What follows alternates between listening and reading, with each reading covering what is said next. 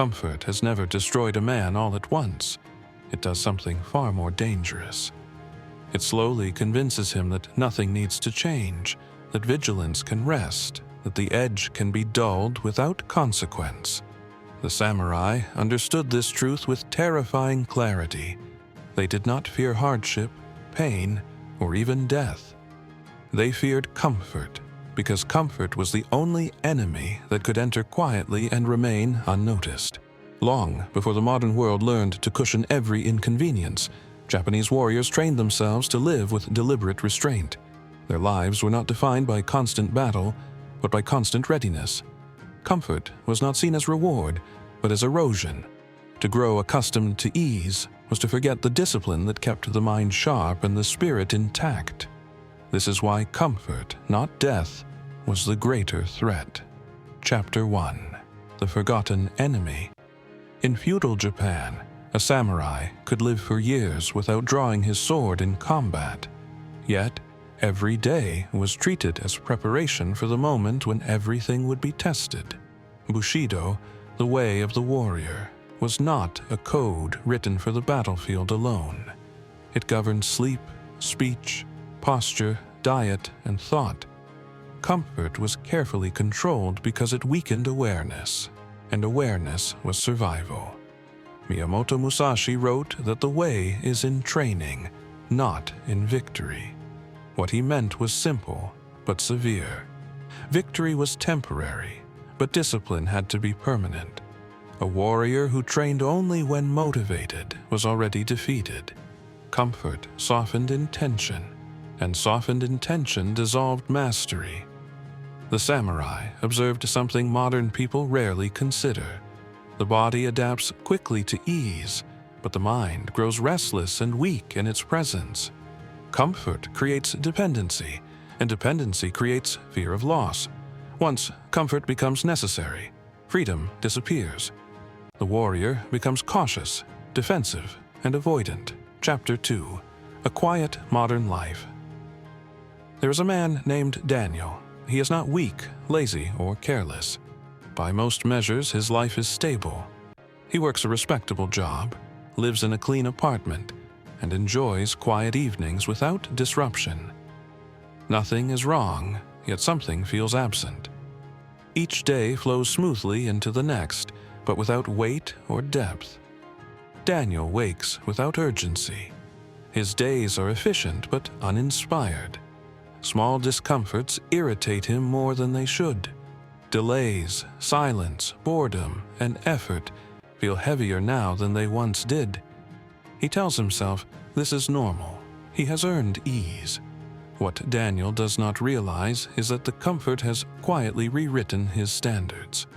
Tasks he once handled without thought now require motivation. Silence feels empty instead of grounding. Difficulty feels personal instead of necessary. Like many before him, he mistakes peace for stillness and ease for strength. Chapter 3. The Samurai's Suspicion of Ease. The samurai would have recognized Daniel's condition immediately. They would not call it weakness. They would call it drift. Drift occurs when discipline is replaced by convenience and intention is replaced by habit. Drift does not announce itself. It disguises itself as rest. Zen teachings emphasized direct engagement with reality, not escape from it. A warrior was trained to sit in silence, not because silence was comfortable, but because it was revealing. In silence, the mind exposes its instability. Comfort hides that instability beneath noise and stimulation. The samurai practiced deliberate discomfort to remain awake to themselves. Cold water, sparse meals, repetitive drills, and long hours of stillness were not punishments. They were tools. These practices stripped away illusion and revealed the mind's true condition. Chapter 4. Musashi and the Refusal of Softness. Miyamoto Musashi lived without luxury by choice. Even after achieving fame, he refused indulgence. He slept on the ground, traveled lightly, and kept his life stripped of excess. This was not austerity for its own sake. It was strategy. In Dokodo, Musashi warned against seeking pleasure for its own sake. Pleasure weakens resolve because it trains the mind to chase sensation instead of truth. Once pleasure becomes the goal, suffering becomes intolerable. The warrior then begins to avoid what must be faced. Musashi believed that comfort blinded judgment. A softened mind hesitates. A mind accustomed to ease resists discipline. To remain sharp, one had to live slightly against the grain of desire, not violently, but consistently. Chapter 5.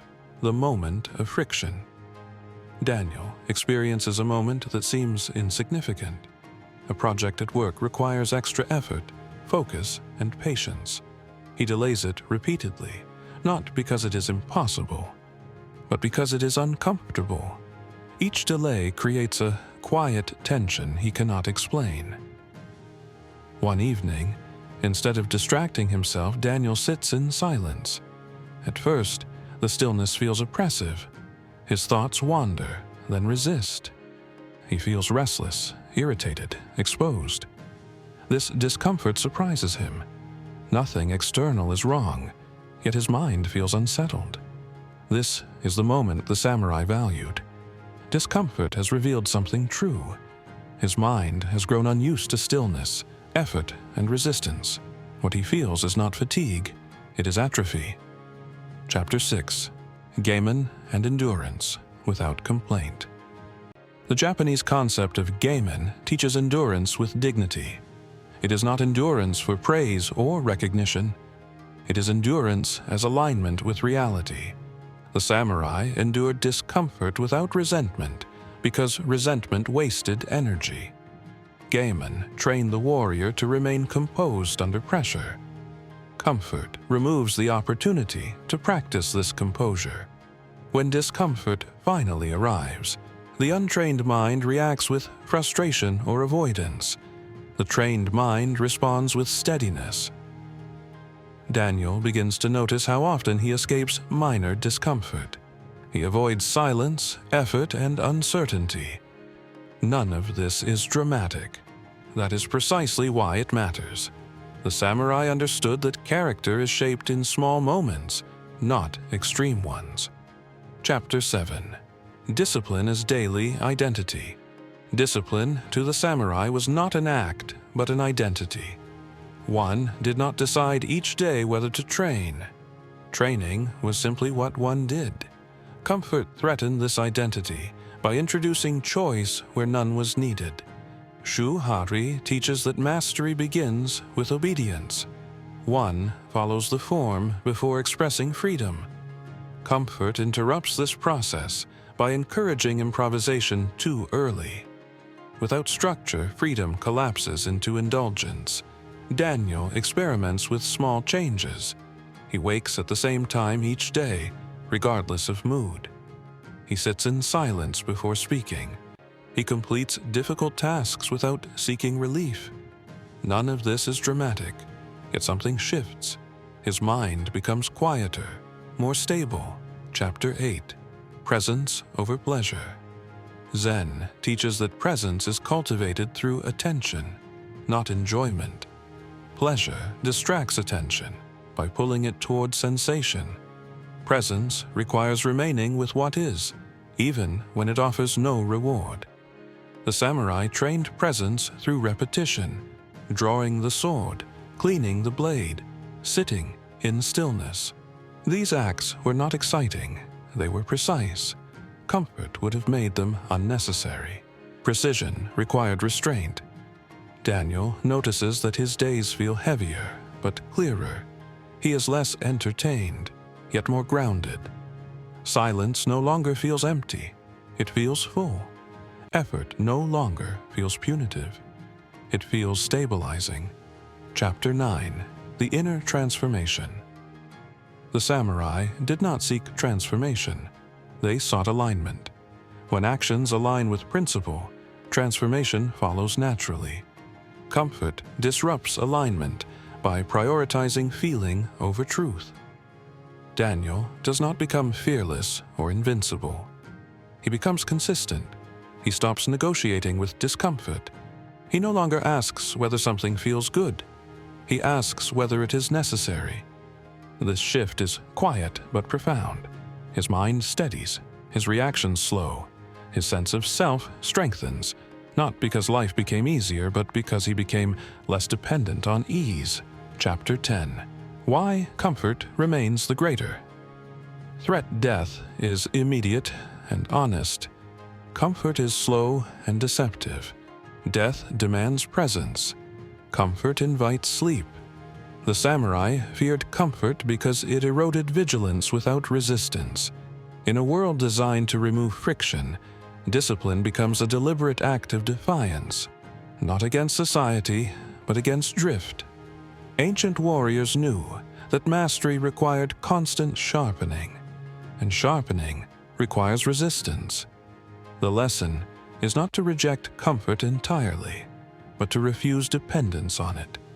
Comfort should be visited, not inhabited. Discipline should be permanent, not conditional. Conclusion: the quiet way forward. The samurai lived with the understanding that strength is maintained, not achieved. Inner strength is not built in moments of inspiration, but in moments of resistance. Comfort offers peace without depth. Discipline offers depth without noise. To fear comfort is not to fear rest. It is to fear forgetting who you are when things become easy. The disciplined mind remains awake even in stillness. It does not seek suffering, but it does not flee it.